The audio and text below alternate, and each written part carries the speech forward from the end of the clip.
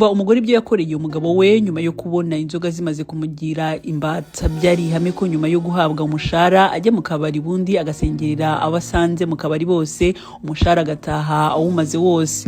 Inkumi nziza hafi aho ubundi akabaha ifaranga kakahava.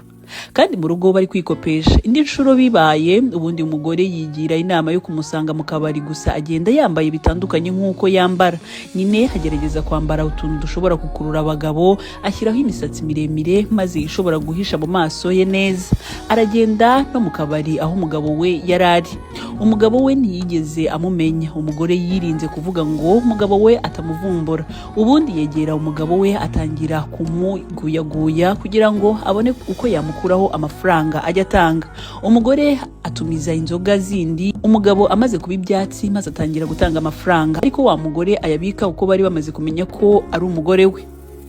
Aramucyura aho gutaha mu rugo amushakira hoteli maze abariyo bararamo. Bukeye umugabo yicuye asanga ari muri hoteli, umugore we yicaye iruhande rwe ari kurira cyane ati ubu koko ni iki wamburanye?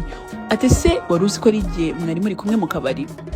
Amusobanura uko byagenze byose, agahinda kamwishe. Maze umugabo afatwa n'ikimwaro aricuza, ahera ko amusaba imbabazi ati nizongera, iri ni isomo rikomeye nize.